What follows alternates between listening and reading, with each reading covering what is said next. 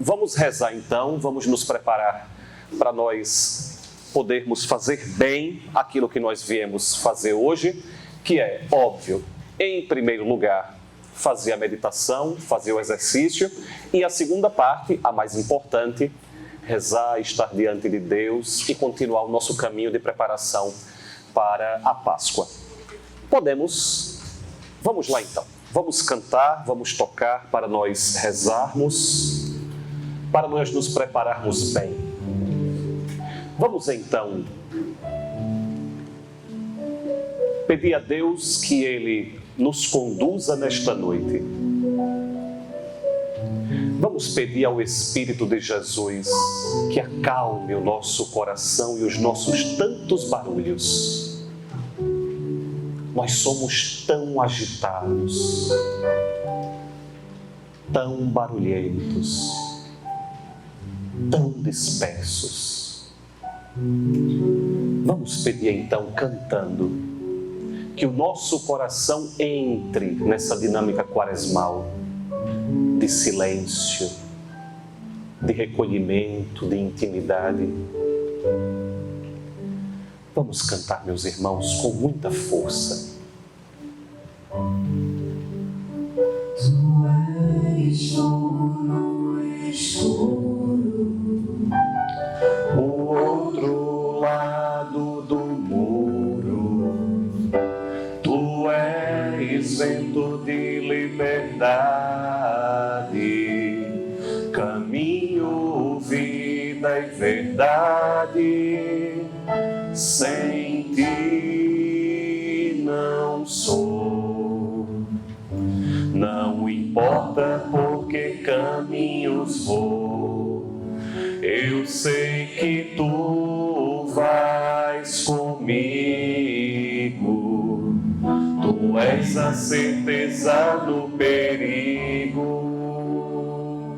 Tu és o meu canto, juntos. Tu és o meu canto, mesmo quando estou no pranto.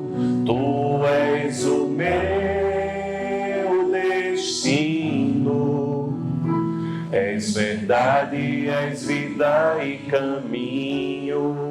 Tu és o meu canto, força, juntos. Tu és o meu canto, mesmo quando estou no pranto. Tu és o meu destino, és verdade, és vida e caminho. Em nome do Pai, e do Filho, e do Espírito Santo. Amém. Vamos, meus irmãos, dirigir o nosso coração a Deus, para que nesta noite, antes de tudo, Ele nos prepare para a sua palavra. Vamos pedir a Deus que Ele ordene os nossos pensamentos, os nossos sentimentos, os nossos afetos. Vamos pedir que no início desta noite, desses exercícios, o nosso coração repouse nele. Vamos pedir a paz que somente Ele pode nos dar, o entendimento e a sabedoria que somente Ele pode nos dar. Senhor Jesus, Tu prometeste no Evangelho, todas as vezes que nós estivéssemos reunidos no Teu nome, Tu estarias no nosso meio. Nós cremos na Tua palavra. Nós cremos que agora, neste auditório, Tu mesmo estás presente, nos conduzindo, nos tocando. Toca, Jesus, cada um de nós nesta noite. Toca o nosso coração, toca os nossos pensamentos, mobiliza as nossas forças para que nós queiramos Te encontrar.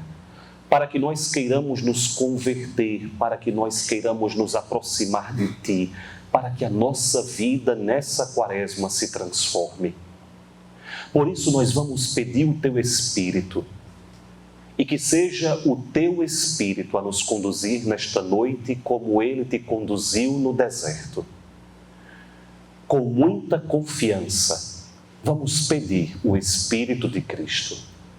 Vinde, Espírito Santo, enchei os corações dos vossos fiéis e acendei neles o fogo do vosso amor. Enviai, Senhor, vosso Espírito, e tudo será criado, e renovareis a face da terra. Oremos. Que instruístes os corações dos vossos fiéis, com a luz do Espírito Santo, fazei que apreciemos retamente todas as coisas, segundo o mesmo Espírito, e gozemos sempre de sua consolação.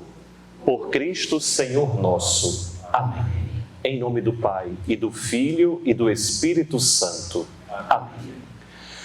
Muito bem, então, agora chegamos todos, bem-vindos mais uma vez. É uma alegria, sem dúvida nenhuma, ter todos vocês aqui. É claro, os membros da comunidade, mas especialmente tantos amigos nossos, tantos familiares nossos. Sintam-se, por favor, abraçados, acolhidos, queridos aqui entre nós. Vamos primeiro fazer uma retrospectiva.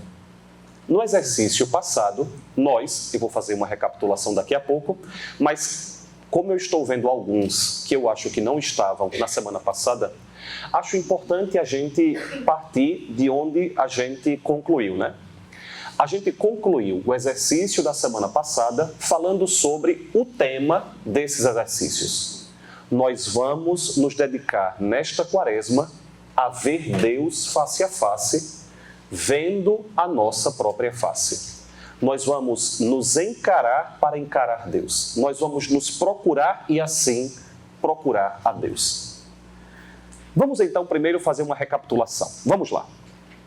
Chegamos, portanto, o tema de hoje, quando Deus precisou ter fé. Porque vocês vão ver, sim, até Deus teve que ter fé. Chegamos então ao nosso segundo exercício quaresmal.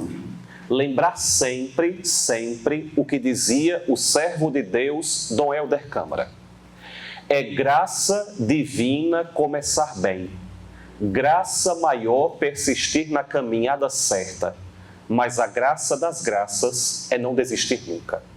Lembrem do que nós estamos pedindo desde a semana passada, a graça da perseverança, a graça da perseverança. E acho que a gente está conseguindo, né? Pelo menos no segundo exercício, eu estou vendo que a gente está aqui.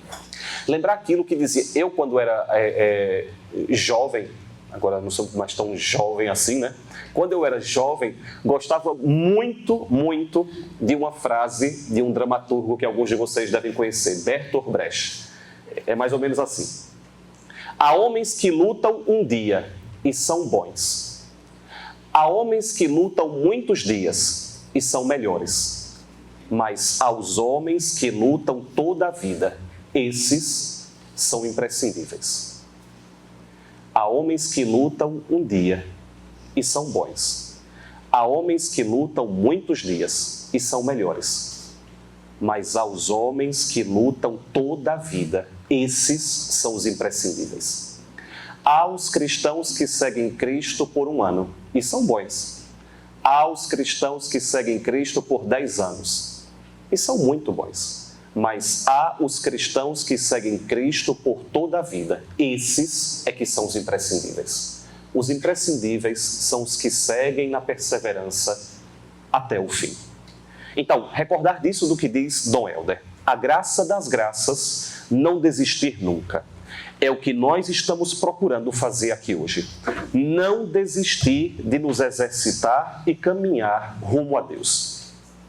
O que nós já fizemos então? No primeiro momento que nós tivemos, decidimos que nós iríamos viver esta quaresma com o firme propósito de ver Deus face a face, procurando também nos ver face a face. Recordem, não é possível ver Deus face a face sem que eu me encare face a face. Não é possível que eu me olhe face a face sem que eu necessariamente tenha que encontrar Deus face a face, porque eu e Ele estamos unidos como uma coisa só.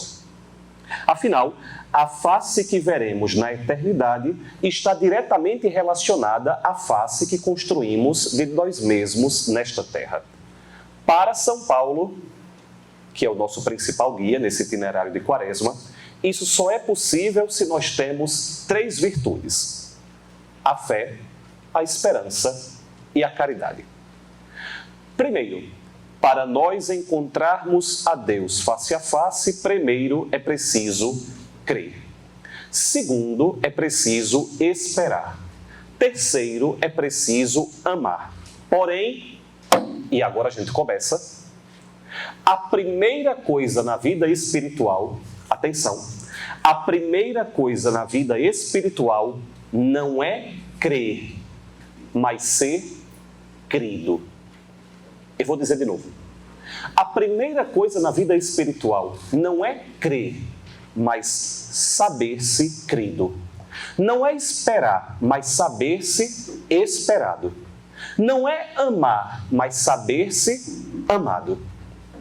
Vejam, muitas vezes nós achamos que a experiência com Deus é, antes de tudo, uma experiência em que eu assumo o protagonismo, eu assumo a dianteira e, portanto, eu devo ter fé, eu devo ter esperança, eu devo ter caridade. Eu preciso crer, eu preciso esperar, eu preciso amar. Isso é verdade, mas o que eu queria que vocês entendessem é que antes de nós crermos, antes de nós esperarmos, antes de nós amarmos, nós precisamos fazer a experiência de saber que nós fomos acreditados, nós somos esperados, nós somos amados.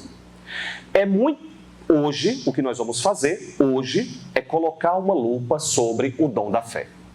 Então, segundo exercício na prática é ver, em primeiro lugar, o dom da fé. Por quê? Porque para nós um dia vermos Deus face a face, nós temos que ter fé de que nós um dia veremos Deus face a face.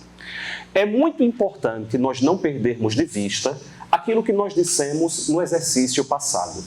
Recuperando, tá?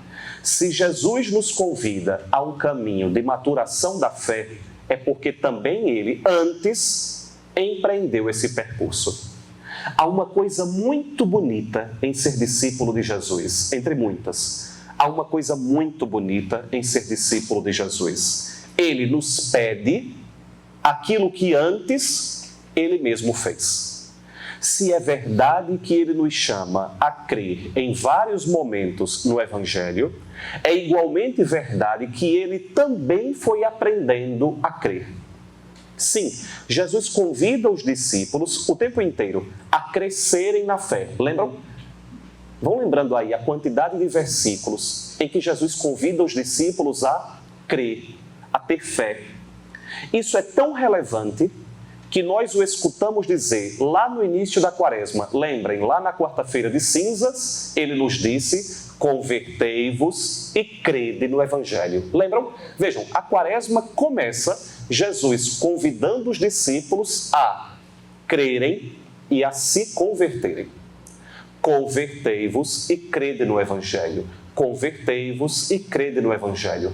Essa, digamos, ao lado de tu és pó e ao pó voltarás, essa frase é a frase que nós sempre escutamos na Quaresma. 2 frases são comuns para nós na Quaresma, especialmente na quarta-feira de cinzas. A primeira é: és pó e ao pó voltarás. E a segunda é: convertei-vos e crede no Evangelho. Essas 2 frases acompanham a gente na quarta-feira de cinzas até o Tríduo Pascal. Agora, eu gosto de meditar, e aí eu vou fazer uma partilha com vocês. Eu gosto de meditar o momento em que o Pai revelou ao Filho o seu plano de salvação. Prestem atenção. A Trindade acompanhava com amor e apreensão o caminho da humanidade desde o distanciamento de Adão e Eva. Lembrem, quando Adão e Eva comem aquele fruto proibido, que não é uma maçã, pelo amor de Deus, a maçã quem come é Branca de Neve, viu? Adão e Eva não comeram uma maçã. Em nenhum lugar está dizendo que tem maçã lá. A gente aqui acha que Branca de Neve está lá. Não, quem come a maçã é Branca de Neve. Adão e Eva comeram um fruto. A gente não sabe que fruto é esse. A partir do momento que eles comem o fruto, Deus vem à procura dos dois e está lá, aquilo que eu partilhei com vocês mais de uma vez já, uma das frases mais tocantes da Sagrada Escritura e, ao mesmo tempo, mais melancólicas da Sagrada Escritura.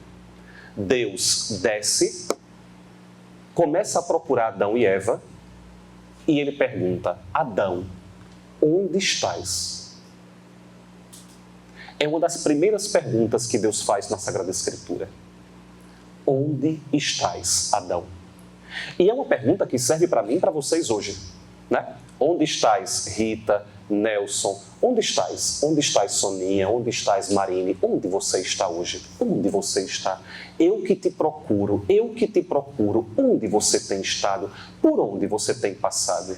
Vejam, a partir do momento que Adão e Eva cometem o pecado original, começa a saga de Deus perguntando: onde estás? Onde estás? É certamente uma das frases mais comoventes da Sagrada Escritura. Imaginar um Deus se perguntando de modo saudoso: onde está a minha criatura? Mas vejam, a partir do momento que Adão e Eva saem do paraíso, Deus não fechou a porta e se trancou dentro. Eu também rezo assim, viu? Não é nada teológico que eu vou dizer, viu? É a minha oração. Eu acho que quando São Miguel trancou a porta do céu, esqueceu Jesus do lado de fora.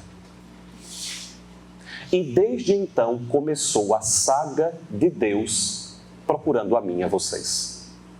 Vejam, a primeira coisa que eu queria nos convidar a entender hoje é que, depois do pecado original, a Trindade esteve acompanhando essa humanidade. Mas ela, a Trindade, nunca deixou de querer salvar essa humanidade. O que fazer? Como resgatar essa humanidade? Começar tudo de novo? Noé já tinha feito isso com a sua arca, lembram? Eleger um povo fiel, Abraão, Isaque e Jacó já tinham dado início a isso. Realizar grandes feitos para impressionar pela força, as pragas já tinham varrido o Egito e o mar já tinha sido partido ao meio para o povo passar. Dar mandamentos claros e objetivos, os 10 já tinham sido escritos em tábuas. Qualquer um, sejamos francos, qualquer um de nós perderia a fé em nós mesmos. Deus não. Parem e pensem aí, escutem, lembrem aí todo o Antigo Testamento e vejam a quantidade de vezes em que Deus se submete a procurar o povo, se submete a procurar Adão e Eva. Ele procura.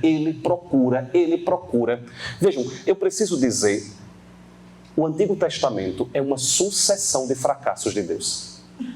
É uma sucessão de fracassos de Deus. Por quê? Porque Deus tenta, ele momentaneamente consegue, mas o seu povo novamente lhe dá as costas. Deus então vai novamente e se submete. Ele momentaneamente faz uma nova aliança e o seu povo nega essa aliança. Deus de novo se submete e volta aí a esse povo. Vejam, a Sagrada Escritura, o Antigo Testamento, é uma sucessão de tentativas de Deus de fazer com que o seu povo volte. O seu povo volte. Parem e pensem. Olhem para mim. Parem e pensem. Não seria mais do que razoável que Deus perdesse a fé em nós? Agora pare e pense na sua vida. Pense em você e não no povo do Antigo Testamento. Se Deus olhasse para você, Ele deveria continuar crendo que vale a pena se dar a você. Olhe para a sua vida, olhe para a sua história, olhe para as suas características, olhe para as suas virtudes, olhe para as coisas boas que você é. E veja, você é assim, tão extraordinário, para que Deus não se abuse de você? Vejam, o que eu queria que nós entendêssemos no começo desse exercício é que Deus teria motivos suficientes para trancar a porta e não nos querer mais dentro. Qualquer um, então, perderia a fé em nós. Deus não. E um dia, lá vai, viu? Um dia, o pai olha para o filho com lágrimas nos olhos. E o filho entende imediatamente porque ambos são um só. E o Espírito sopra porque ele é a manifestação imediata do amor cúmplice do pai e do filho. E o pai explica que em seu amor insaciável deseja salvar a humanidade não por fora, mas por dentro, tornando-se humano. Ama tanto que não vai destruir a morte matando-a, mas morrendo-a. É de tirar o fôlego. Não vai empurrar o pecado preservando-se, vai abraçar-se com o pecado e pular precipício abaixo. E porque não morre, ressuscitará. Isso, porém, não será vivido pelo Pai, mas pelo Filho. E o Filho está atônito, prendendo a respiração essa que é o seu próprio Espírito. O Filho, então, vai fazer duas perguntas. A primeira, como isso vai se dar? A segunda, como acreditar nisso? Vejam, o que eu queria que vocês entendessem é a Trindade olhando a humanidade, se distanciando cada vez mais, se distanciando cada vez mais, se distanciando cada vez mais. E é como se Deus fosse percebendo que todas as fichas que ele poderia usar, ele já usou. Todas as fichas que ele poderia gastar, ele já gastou. Só falta uma ficha. É ele mesmo se tornar a ficha. Só falta uma oportunidade, é ele mesmo se tornar a oportunidade. E agora, Deus não vai salvar mais o homem de fora para dentro. Deus vai salvar o homem de dentro para fora, tornando-se ser humano. Deus não vai matar o pecado, ele vai morrer pelo pecado. Ele não vai matar a morte, ele vai morrer a morte. Vocês entendem? Vejam, o que Deus vai fazer, a salvação, a nossa fé, crê em algo que é extraordinário. Eu mais uma vez digo o que disse no exercício passado, desafio vocês a encontrar uma fé mais extraordinária, bonita e radical do que a nossa, porque só a nossa tem coragem de dizer que Deus se faz homem, só a nossa tem coragem de dizer que Deus quer morrer pela criatura. Não faz sentido Deus se tornar homem, não faz sentido Deus morrer pelo homem. Nós somos o único povo na face da terra que crê em um Deus que se faz homem e decide morrer por nós. Realmente, minha gente, se nós cristãos não perdermos o sono pensando nisso, nós ainda não entendemos o que é a salvação. Se nós não perdermos o sono pensando isso, no Tríduo Pascal, infelizmente, o que muitos de nós vamos viver é apenas um teatro. Nós temos que sentir o coração da gente pulsando mais forte diante de uma realidade que é extraordinária. Um Deus que se faz homem para morrer no lugar do homem. Deus não nos salva por fora, Deus nos salva por dentro. Deus não mata a morte, Deus morre conosco. Deus não explica a morte, Deus morre no nosso lugar. A pergunta, então, que Jesus deve ter feito... Atenção, eu estou partilhando minha oração, tá? Isso aqui não aconteceu na vida real, não, viu? Na minha oração, Jesus, então, pergunta duas coisas a seu Pai. A primeira coisa que Jesus pergunta ao Pai é: como é que isso vai acontecer? Como é que vai acontecer essa salvação? E a segunda coisa que Jesus deve ter perguntado ao Pai é: como é que eu vou acreditar numa coisa dessa? E aí sim, atenção, vejam que coisa extraordinária. É nessa hora que o pai diz ao filho, vejam, é nessa hora, quando Jesus pergunta essas duas coisas ao seu pai, que o pai responde a Jesus: convertei-vos e crede neste evangelho. O filho deverá se converter em homem e deve acreditar nessa missão como uma boa nova. Vocês todos sabem, né? Evangelho significa boa nova. Vocês sabem que no tempo de Jesus, no Império Romano, a palavra evangelium era uma palavra que significava notícia. Então, quando o Império Romano queria lançar uma notícia em todas as aldeias onde ele estava presente, ele mandava um arauto do Evangelho. Um arauto do Evangelho. O que são os arautos do Evangelho no tempo do Império Romano? Eram aqueles soldados romanos que iam anunciar a novidade do Império Romano. Os discípulos, então, escolhem a palavra Evangelho para falar que agora chegou uma notícia que é extraordinária. É o fato de que Deus se fez homem e veio para nos salvar. Então, o que então o Pai diz a Jesus é que ele deve se converter, é que ele deve acreditar nisso como uma boa nova. O Filho deverá se converter em homem e deve acreditar nessa missão como boa nova.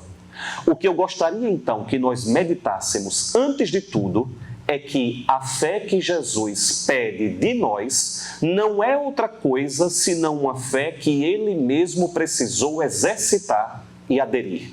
Deus precisou converter-se em gente. Deus precisou crer que valia a pena crer na gente. Muitas vezes, em nossa espiritualidade umbigaloide, nessa espiritualidade que nós temos voltada para o nosso próprio umbigo, que muitos de nós temos, né? É eu e Deus, eu e Deus, eu e Deus. Deus vai me salvar, Ele vai fazer um milagre em mim. Eu e Deus, eu e Deus. Como é aquela música, madrinha? Eu e Deus, eu e Deus. Entra na minha casa, entra na minha vida, mexe com minhas estruturas, sara todas minhas feridas, me ensina a ter santidade. Eu. E a outra que é, olha para mim, bem nos meus olhos. Eu. Muitos de nós temos uma experiência com Deus que é umbigaloide. Sou eu. Deus olhe para mim, faça aquilo que eu quero, do jeito que eu quero, do modo como eu quero, do jeito que eu penso. Eu e Deus. Muitas vezes, em nossa espiritualidade de umbigo, em nossa espiritualidade umbigaloide, nós pensamos que somos nós que fazemos um grande ato de fé por crermos em Deus. Tolice. Fé mesmo, fé maior, precisa ter Deus em nós, crendo que vale a pena encarnar-se e entregar-se na cruz por nós. Prestem atenção. Muitos de nós, sobretudo agora no tempo da Quaresma, meu Deus, eu tenho que ter uma grande fé para crer que vale a pena, durante esses dias todos, viver de jejum, oração e esmola. Criatura, te coloca no teu lugar. Fé precisa ter em Deus por achar que vale a pena se entregar a tu. Olha para tu, criatura. Fé precisa ter Deus para acreditar que vale a pena ele descer do paraíso para sofrer por 33 anos por causa de você e não suficiente entregar o seu próprio espírito e não suficiente criar uma igreja e não suficiente dar 7 sacramentos e não suficiente dar a sua própria mãe e não suficiente dar uma série de milagres e não suficiente criar uma série de comunidades e não suficiente colocar uma pessoa para ficar falando. Veja, crer tem que ter Deus. Deus tem que crer muito, muito para se submeter e se entregar a nós, porque na prática nenhum... Meu Deus, é duro dizer isso, né? Mas eu acho que todo mundo é maior de idade. É coisa demais Deus achar que vale a pena se entregar por nós. Pare e olhe para você mesmo e veja que você não é essa maravilha toda, não. Você não é exatamente essa Coca-Cola no deserto, não. Você é muito bonitinho, viu? Mas Deus é ligeiramente melhor do que você. Vale muito mais a pena Deus ficar nele mesmo e experimentando da sua glória do céu do que se submeter a passar anos nessa terra empoeirada e difícil que nós temos. Vejam, não somos nós que fazemos o grande ato de fé. Ato de fé faz Deus em crer em nós. Fé maior precisa ter Deus em nós, crendo que vale a pena encarnar-se e entregar-se na cruz por nós. Jesus fez o maior ato de fé que alguém poderia imaginar. Crer que Deus deveria entregar-se por seres humanos e ainda chamar a isso de evangelho, de boa notícia.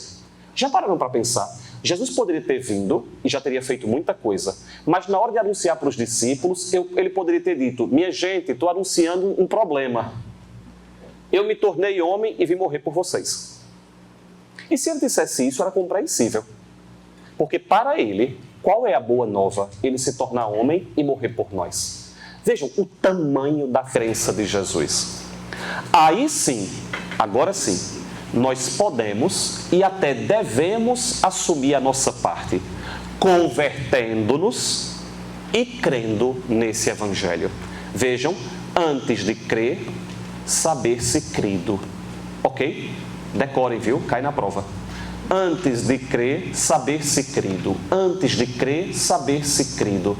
Antes de nós imaginarmos que somos nós que devemos crer em Deus, nós devemos recuperar sempre a experiência de saber que Ele acreditou em mim. Que Ele acredita em mim. Que Ele crê que vale a pena se entregar por mim.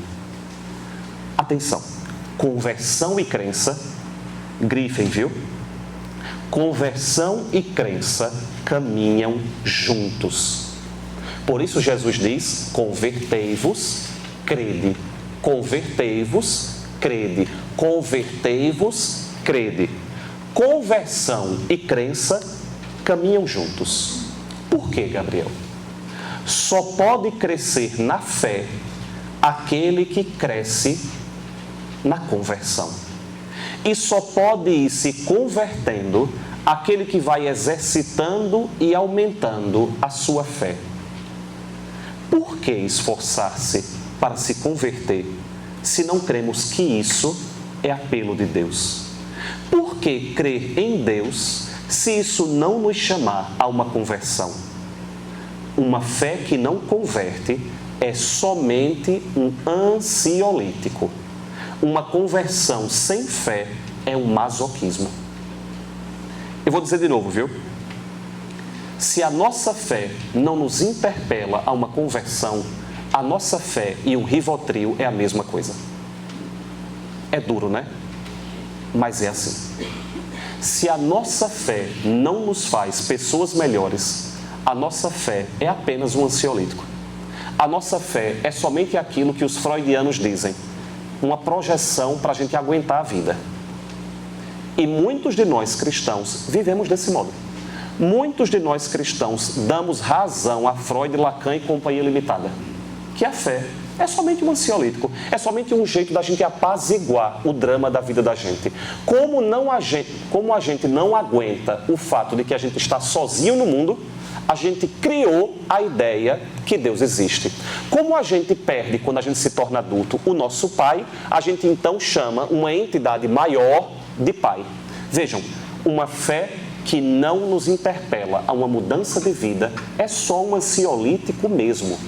Mas uma conversão sem fé em Deus é masoquismo. Uma conversão sem estar acompanhada do amor de Deus é somente impor sofrimento a si próprio. E muitos de nós cristãos também fazemos uma experiência de fé desse modo. Achamos que nós vamos crescendo na fé quanto mais nós nos sacrificarmos. Quanto mais coisa difícil eu fizer, quanto mais sofrimento eu tiver, mais eu tenho fé. Não, se isso não vier acompanhado de uma fé profunda no amor de Deus, você é masoquista. Tem que ir para o terapeuta mesmo, viu? Tem que ir para a terapia. Então, se o sacrifício que você empreende na sua vida não vem acompanhado de um profundo sentimento de fé, de amor de Deus, você é masoquista. Mas se você tem muita fé em Deus e essa fé não muda quem você é, você só está usando um Rivotril espiritual. O nosso dilema, porém, em nossos dias, é a quantidade de aparentes boas novas, de boas notícias. É ou não é? Vejam só. O que não faltam hoje em dia são pessoas, ideias, cursos, na internet, meu Deus do céu, que dizem assim: faça isso e você será feliz. Creia nisso e você será realizado. Compre isso e você vai ficar bem. O convite de Jesus é de sermos capazes de usar uma peneira espiritual, que se chama discernimento, para nós observarmos todos esses pseudo-evangelhos e crermos neste evangelho. no Evangelho de Cristo, no dele, o excesso, esse excesso que nós temos hoje de pseudos evangelhos, esse excesso é inimigo da substância. Quanto mais excesso nós temos, menos substância nós temos. Podem ter certeza, quanto mais você é uma pessoa que acumula coisa, menos substância de vida você tem. Não tenha dúvida. Isso é existencialmente cada um de nós, isso é dentro da própria igreja. Quanto mais coisa, quanto mais coisa, quanto mais coisa, menos substância. Menos substância. Veja, uma pessoa que tem roupa demais, sapato demais, carro demais, casa demais, geralmente é sinal de substância de menos. Por quê? Porque quanto mais nós cremos essencialmente, mais nós vamos nos tornando pessoas do essencial. Quanto mais a nossa essência cresce, mais nós nos tornamos pessoas de coisas essenciais. Então, o excesso é inimigo da substância. É o nosso mal atual. Nós temos excesso de possibilidades, excesso de oportunidades, excesso de ideias, a maior parte delas sem substância. A pergunta então é: em que você tem crido? A pergunta que nós temos que nos fazer no exercício de hoje é: em que você tem acreditado?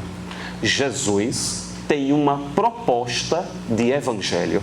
Você crê nesse evangelho? Você quer se converter a esse evangelho? É preciso crer para viver. É ou não, minha gente? Vejam, a gente acorda todos os dias, se a gente não tiver alguma coisa para crer, a gente sente e chora, né? Ou no caso, deita e chora. A gente tem que ter uma motivação para viver. Não é verdade? São tantas dificuldades que a vida tem, são tantos desafios, são tantas lutas, são tantas dores. Nós temos que crer em alguma coisa para viver, sem dúvida. Mas é ainda mais importante saber em que se crê para o viver ter sentido. É preciso crer para viver. Mas é ainda mais importante saber em que se crê para o viver ter sentido. Fernando Pessoa resumiu assim, lembram? Navegar é preciso, viver não é preciso. Não é suficiente estar vivo, é preciso dar sentido, destino a essa vida, dar barco, dar nau, dar rota a essa vida. Fazer essa vida navegar, fazer essa vida ter o que almejar, fazer essa vida ter o que esperar. Mas esperar, lembra, esperança será o nosso terceiro exercício. Muito bem. Para nós, então, aprofundarmos no tempo de adoração que nós teremos agora. Primeira pergunta importante. Você já parou para pensar no ato de fé que Deus fez e faz diariamente por você? Você compreende o quanto Deus precisa crer em você para continuar dando-se a você, providenciando a sua vida, o ar que você respira, as pessoas que você ama, o seu trabalho, tudo ao seu redor? Você já parou para pensar nisso? Santo Inácio chama nos exercícios de contemplação para atingir o amor. Santo Inácio, no final dos exercícios, convida o retirante a contemplar a quantidade de coisas que Deus providencia diariamente para que a nossa vida continue sendo vivida. Você já parou para pensar como Deus crê que vale a pena providenciar a sua vida? Porque eu não sei se vocês sabem, eu não vou lembrar, é Tomás de Aquino, quem é? Quem estiver assistindo esse vídeo, me desculpe a ignorância.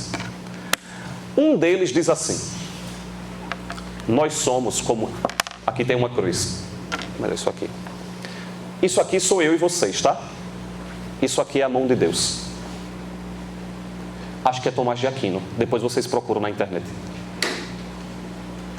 Para essa coisa está aqui existindo, a minha mão precisa estar segurando. Se eu solto essa coisa, o que é que acontece? Quinta série. Força gravitacional, né? Ela cai. Tomás de Aquino diz: Deus nos sustenta na existência. Deus sustenta a nossa existência. Eu e vocês só estamos vivos porque Deus sustenta a nossa existência. Se Deus parar de crer que vale a pena sustentar a sua existência e Ele lhe soltar força gravitacional em você. Só que a questão é que para você existir, não nesta vida, mas para sempre, porque você tem uma alma, viu? Lembre. Então, lembra do exercício passado? A diferença entre você e seu poodle, não é, Heloísa? A diferença entre você e o seu poodle, entre Heloísa e Toy, a diferença entre Heloísa e Toy, a diferença entre você e o seu beta, entre você e o seu cágado, a diferença entre você e a sua vaca, é que você tem alma. Significa então que depois que a vaca morrer, ela acabou. Você vai morrer e a sua alma vai continuar. Deus vai ficar lhe sustentando. Você já parou para perceber que você só existe porque Deus acreditou que valia a pena sustentar você? Segunda pergunta: quais são as suas crenças fundamentais? Quais são as suas crenças fundamentais? Acima de todas essas crenças, vejam, nós podemos ter muitas, né? Nós podemos ter muitas.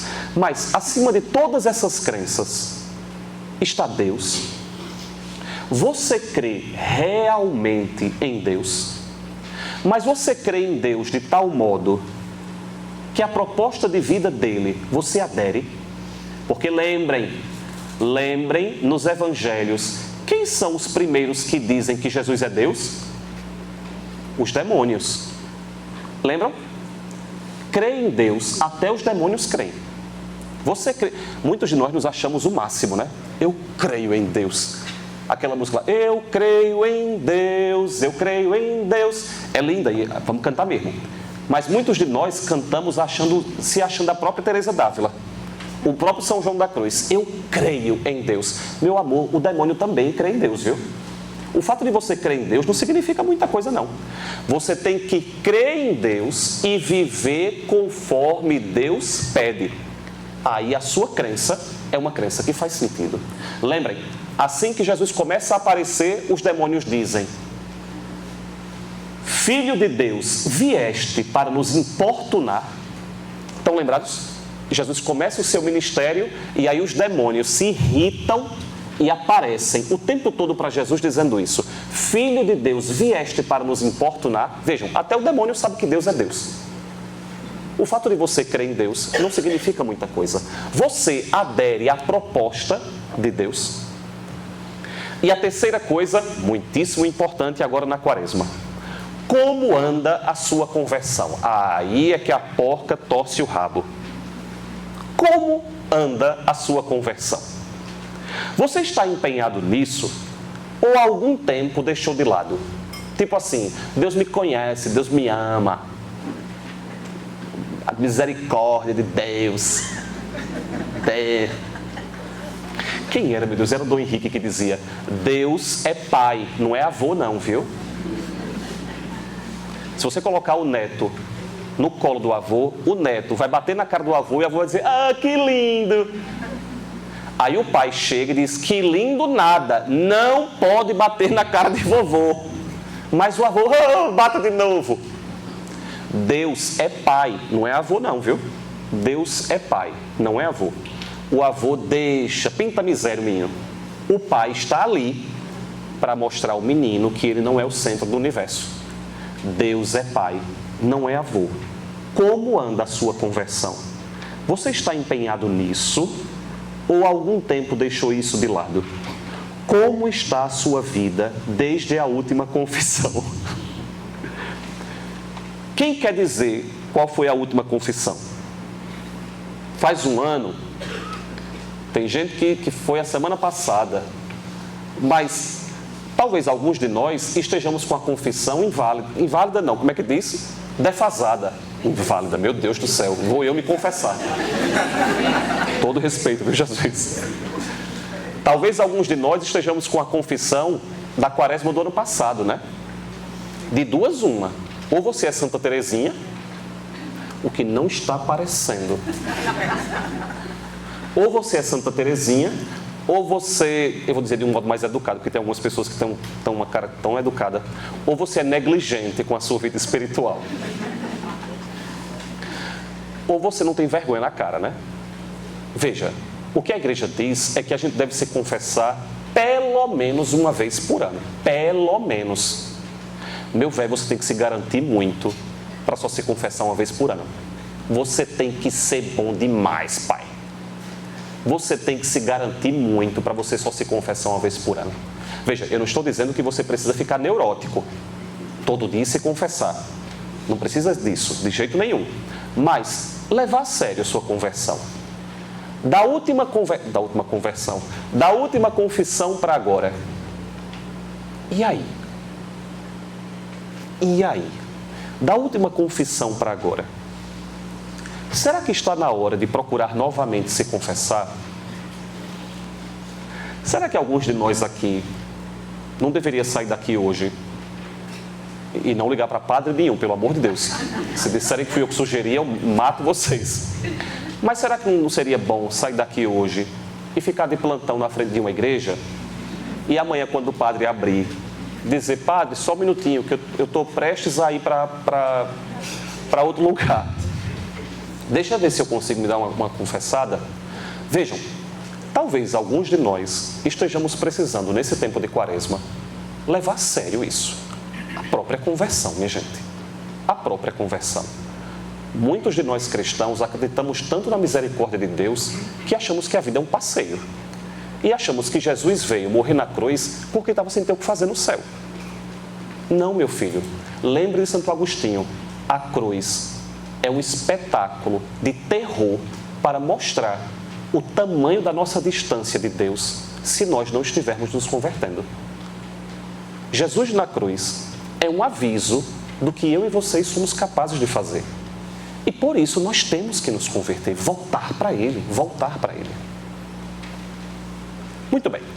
Vamos então, nesse tempo de adoração que nós teremos, meditar sobre, rezar sobre a fé. A fé. Crer que Deus tem fé em nós, pedir a Deus para que cresça em nós a fé nele. E pedir, se possível, aquilo que Santo Inácio também sugere. Todo mundo sabe, né? Santo Inácio sugere, escute, viu? Não esqueça nunca mais. Eu vou dizer numa linguagem nossa. Santo Inácio pede nos exercícios, especialmente na segunda semana dos exercícios, o dom, a graça de ter vergonha na cara. Eita, é ótimo. É Santo Inácio, viu? Não sou eu não. Se fosse eu, vocês diziam, conversando água. Mas é Santo Inácio. Santo Inácio diz que nós temos que pedir a Deus o dom da vergonha. Vergonha de meditar um Deus que se entrega a mim radicalmente e eu o negligencio e me distancio dele, negando esse amor que ele tem por mim. Santo Inácio pede que a gente peça a Deus o dom das lágrimas, de chorar os próprios pecados, de experimentar uma comoção interior do tamanho do amor de Deus por nós e da nossa displicência com Ele. Então, vamos agora na adoração olhar para Jesus e pedir a Ele que nessa segunda semana de exercícios, é só a segunda, viu? Que nessa segunda semana de exercício, a gente creia que Ele crê em nós. A gente volte a crer nele.